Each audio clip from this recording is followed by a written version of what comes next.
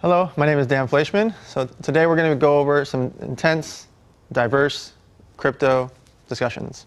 We're going to talk about everything from how to get started, what wallets you should use, what platforms you should use, what apps you should use, what does a wallet even mean, what does a platform even mean. So we're going to do some basic talk, medium talk, not too much high-level talk, because I really wanted to just get you guys understanding what to do and how to do it. My name is Dan Fleyshman. I was the youngest founder of a publicly traded company in history back when I was 23 years old. After that, I launched an energy drink, an online poker site. I angel invested into 27 different companies. And then I run a social media agency where I run campaigns for large brands. And so I work with a bunch of influencers and angel invest into different startup companies. So that's kind of the background. And then every month we throw a charity event or a live event for investors for free, just to get all of our investors into a room. And then for the charities, Model Citizen Fund has been around for 6 years. We make backpacks for the homeless with 150 emergency supply items inside each backpacks. You can check those out at modelcitizenfund.com. So what I want to do is start off right into what these things are on the screen. I made it here on the screen for you so you could always reference and go check it out later. So Coinbase.com is going to be your number one. Coinbase is the most important, it's the most useful, it's the most relevant one because they have Silicon Valley funding behind them. They've raised a ton of funding. So they're the ones that have built up 13 million new wallets just this year. They have a phenomenal growth. They've hired 1,600% more employees just this year as well. So Coinbase is kind of like the big daddy of the wallets. It's the simplest in the sense that there's only 3 coins that are on it. You can only buy Bitcoin, Litecoin, and Ethereum on Coinbase.com. There's a mobile app version and there's a laptop version that you can use, or sorry, desktop version that you can use. On Coinbase, you're just buying the top 3 coins. Why they're the top 3 is based on their valuation. So Bitcoin is by far the biggest, right? Bitcoin is the most universally known. It's been around the longest. It's approaching 8 years now. It's the most functional, and almost everything you do always has to be done through Bitcoin. What that means is if you want to do transactions from one wallet to another wallet or from one platform to another platform, you have to do that through Bitcoin. So if you want to go buy Ethereum or you want to go buy Sia coin or Storage or Stratus, all these names you may have never even heard of, there's hundreds of coins now. Every transaction you do, you have to do that with Bitcoin. So to do that with Bitcoin, you have to start from a base. And your base all starts with Coinbase.com as your simplest way to onboard money. Okay? Coinbase also owns a company called GDAX, which isn't up here, but it's GDAX.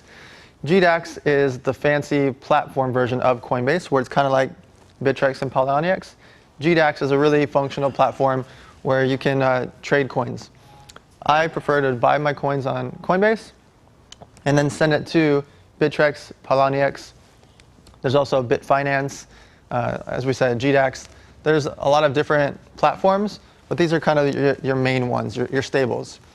So with Coinbase, that's where all the magic happens, right? You have to get everything approved, meaning you have to tie in your driver's license, your passport, your bank accounts, your credit cards, sorry, not your credit, your debit cards. You need to plug in all these things to get you verified. The reason they need to get you verified is that's the only way they feel comfortable in these financial transactions. It's kind of like setting up a bank account, but a little bit more in depth because you're now able to transfer money faster than Wells Fargo, Bank of America, Chase, etc. What I mean by that is the banking system is still kind of in the Stone Ages. It's strange, but it's also evil, genius, smart. So the reason cryptocurrencies have grown so much this year and it's going to exponentially grow the next few years is that people are finally becoming aware and frustrated when if I wanted to wire you $1,000, right, or $10,000, it will take me 1 to 5 days from today, so it's very rarely going to get to you the same day unless I do it before 1 p.m.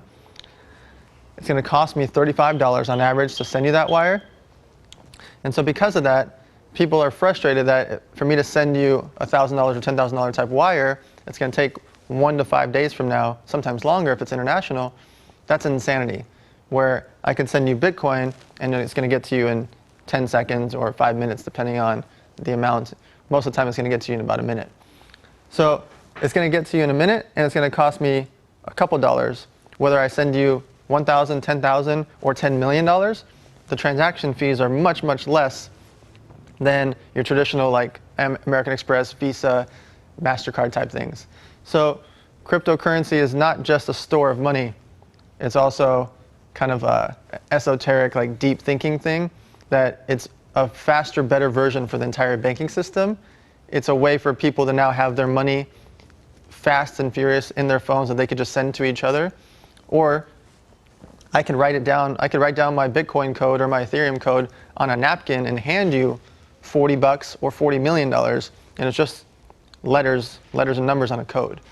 So from a thought process in a lot of foreign countries that are having frustrations with their governments, this empowers the people to be able to carry around money and have access to it at any time. So I got a little deep there, but cryptocurrency is much more than the store value. Some of these coins are making a better version of money, while others are making a better version of companies and products. So there's coins like Sia coin, which is only like half a penny or 1 penny, depending on what day you're watching this. Sia coin is essentially a better version of Dropbox, or a better version of AWS, which is Amazon Web Hosting. Imagine if somebody like Dropbox, who's a multi-billion-dollar company that stores your files, imagine if they were perfect and 1/8 of the price. That'd be an easy selling point, right? Well, that's what Sia coin is. And there's 3 competitors of Sia coin. So there's a lot of different things like that, different coins like that for each market that are doing it for the entertainment field, the gambling field, the medical field, etc., video games, where these smart contracts or perfect contracts, these smart contracts are a perfect version of what these big, huge companies like Amazon and Dropbox are doing. But they're instant, they're perfect, and they're verified by the people. So if I want to send you $1,000, well, John, Lucy, Larry, and Jennifer, they have to approve that transaction. That happens very quickly. They get a little piece for approving it, but now this transaction is stored, and for the rest of eternity, people know, they can't see our names, but people know that my address sent to your address $1,000. This part happens, the 4 people approving it, for example, is very, very fast and very, very cheap. If I sent you $1,000 from Chase Bank to your bank in Philadelphia, that transaction takes much longer, has a larger fee, and it can be stopped or held by the bank or the government. Cryptocurrency, on the other hand, there is no pass-through.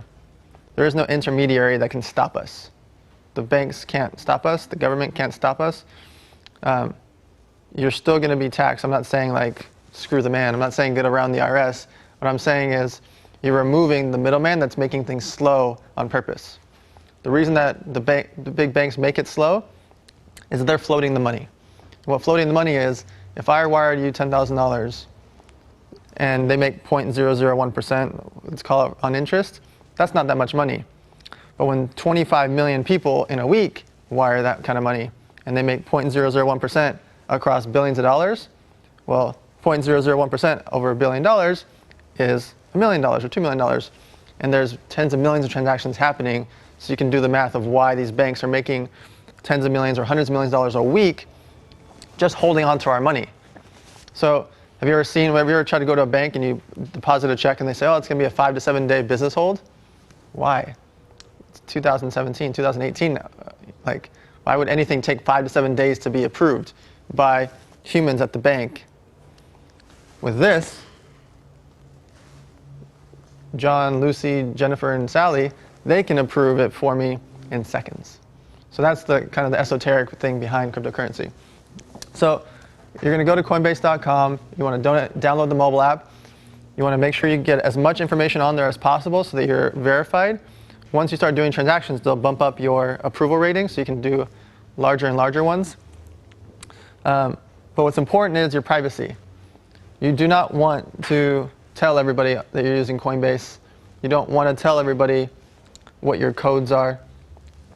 It's okay if they know your inbound code, But if people have any access to it, you don't want your friends having access, your sister, your wife, your brother. It's not that you don't trust them. They might make a mistake just playing around with it. So if your girlfriend's playing with your phone, don't have Coinbase as an active app, she may unintentionally be excited about something and do something wrong. Your mom, the kids, it doesn't matter who it is. It's not even about the trust factor, and obviously there's some people you don't trust, but it's really about the fact that this is complicated and you don't want somebody interfacing with any of your wallets, so you just don't give anybody access. Make sure your email addresses are different. Make sure that you don't have the same passwords on anything, because if somebody hacks you, there's absolutely, positively nothing that anybody can do to get it back.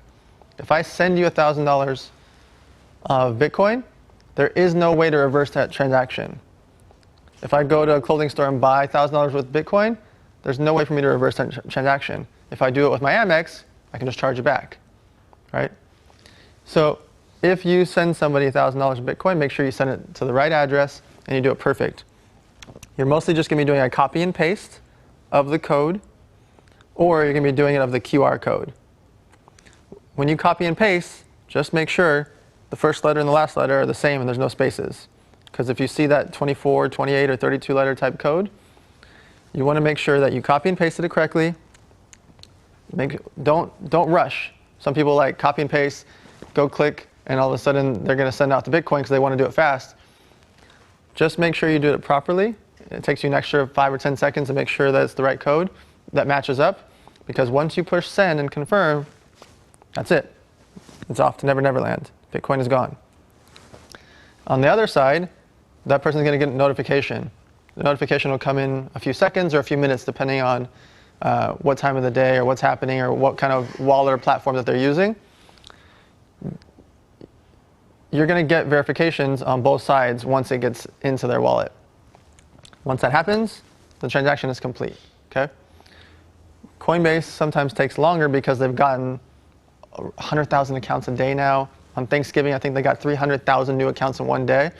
So this is a big changing time for them. That's why they hired 1,600% more employees this year, and they took in over $100 million in venture capital, because they are the premier for now. Listen, PayPal might do it, the big banks might do it, Charles Schwab, Morgan Stanley, any of these big guys, a big financial institution, Amazon might do it, Facebook obviously should do it because they do so many payments. But realistically, Square has already announced that they're going to accept Bitcoin, which is going to help change the world. And why I say that is Square has over 2 million merchants using it. So now, if 2 million merchants plus, I can go in there and buy with Bitcoin and pay for a massage or a haircut or makeup or pressed juices, whatever that is that Square merchant is using, that changes on multiple sides, because me as a customer, I can now spend, using something like a BitPay card, I can now spend to buy a pressed juice or pay for a gym workout or wherever the Square reader is available. I can now spend it. On the other side of it, the retailer or the merchant or the barber or the makeup artist, whoever accepted the Bitcoin, now has Bitcoin. So having 2 million people have access to that, and plus, because Square keeps growing, that's going to flip the Bitcoin world on its head, because now one of the biggest helps is mass adoption, right? Once people can finally start using their Bitcoins, it becomes not just a store of value, but now it's a currency. Because normally, if I send you 10 grand of Bitcoin, you got to have somebody be able to buy it from you, or you don't have any way to spend it, right? There's just too few locations that can do it. With Square kind of leading the charge on being the first one to accept it, it's humongous. Once PayPal, Amazon, and some of these other big platforms start accepting it, then you'll see a huge change for Bitcoin adoption. The mass adoption is so important for us long term, because people want to be able to go into Walmart, Target, Starbucks and be able to buy their coffee with it. That's not happening anytime soon. So Square is kind of helping fast forward that. They're kind of the guinea pig for all the big guys, because Visa, MasterCard, Amex, all these guys will use it at some point. Same with all the big banks. There's a coin called Ripple, XRP, and they've already onboarded hundreds and hundreds of banks to be able to do wire transfers instantly and for much cheaper. That's why a lot of people like to invest in Ripple. But Ripple as an investment, I'm not able to give actual investment advice, but Ripple as an investment, you have to look at the fact that they have 38 billion coins, and they're at around a 25 cent, 28 cent value right now. You have to expect them to be worth more than $100 billion for you to, if they get to over $2.50 a share, $2.50 a coin. So you have to think about it like, do you believe Ripple at some point will be worth more than $100 billion? And that's kind of the gamble that you have to look at when investing in something, because as a company, you know that you like Ripple, the way I like Ripple, because they're out there doing things the right way. They got hundreds and hundreds of banks and governments involved in their coin to do wire transfers. So long term, that's a really good play because you're looking at it like a startup company that you're investing in. But then from a market cap perspective, if you think about them having 38 billion coins, well, they need to be, once they hit $1, they're worth $38 billion. $2, they're worth $76 billion, right? So you have to think about it in that sense of what do you think that company is going to be worth, not just think about it as a coin itself. And by them having 38 billion coins, that's a humongous number. I mean, that's hundreds of times more than Bitcoin itself. So while I'm going to jump around a little bit, but while you're investigating these things, you want to look at your investments as not just a cryptocurrency, not just as an altcoin, meaning an alternative coin to Bitcoin and Ethereum, but also look at them as a true company. And the way I look at investing in the startup companies is I look at the founders, I look at what they're trying to build, and I look at what kind of money and advisory team that they have behind them. So the reason I like coins like Sia coin, which is a very affordable coin being under a penny, I look at it as a long-term play. People in crypto are looking at all these day-to-day trades and how much it went up for the week. That's a different mentality of day trading. I'm a long-term investor. When I bought Ethereum when it was 19 bucks, now it's 450 bucks. I bought Bitcoin when it was under 1,000 bucks, now it's 11,000 bucks. And by the time you see this, it could be 12,000, 13, or 9, who knows? It can fluctuate every day. Most likely to be 12 or 13 by the time you see this. So when you're buying coins, look at them like an investment into a company. If you're looking at day trading, it's completely different. Day trading, you want to be set up on a bunch of different platforms: Bittrex, Poloniex, Bitfinex, Bitfinance, GDAX. You want to be set up on all these different platforms. You're going to look at which price is the best, because some of them you can arbitrage. Some are going to have Bitcoin for 11,300, some will have it for 11,100, and you can buy on the spread. It's a very, very technical and advanced thing. You have to make sure you're getting the right commission charges and right transfers, and that's a very intense thing. If you're doing what I'm doing and what most people are doing, I buy and I hold. And if there's ever a big dip, I can buy more to cost average my price. If there's ever a big jump, I can sell some to remove some interest off the table. We'll talk about that during the investment portion of this training. So the next one is Bittrex. Bittrex and Poloniex I can talk about at the same time because they're both very similar. When you look at Bittrex.com and Poloniex.com, you don't use the mobile app. You're going to be on a desktop or a laptop. It's very important to really study these things before you start spending real money on there or start trading a bunch of coins on there, because it's very complicated. It's almost like sitting in a Wall Street stockbroker's desk, sitting in his chair and seeing a screen full of different numbers and fluctuations and green and red prices going high or low. So Bittrex and Poloniex, of the 7 or 8 wallets and platforms that are out there, these are the two that are the easiest to use but are still hard. They're just easier than the really hard ones. They're both well-funded. Their platforms continuously get better, but similar to Coinbase, they've just grown so much so fast, because just from this summer till now, the crypto market has went from under $100 billion market cap to now over $350 billion market cap. And again, it could be different by the time you guys see this. So the crypto market has just gone leaps and bounds in 1 year, or actually 6 or 7 months. It's just gone insane. So what you want to do when you see things like this, when you see moments like this in time, you want to study as much as you can, just like you're doing by watching this course, and you want to study each aspect of it, because if you do it right, you can have a large store of wealth, or if you do it right, you can just arbitrage situations and make money along the way. This one is very fascinating because cryptocurrency, nobody's ever seen returns like this. It's never happened before.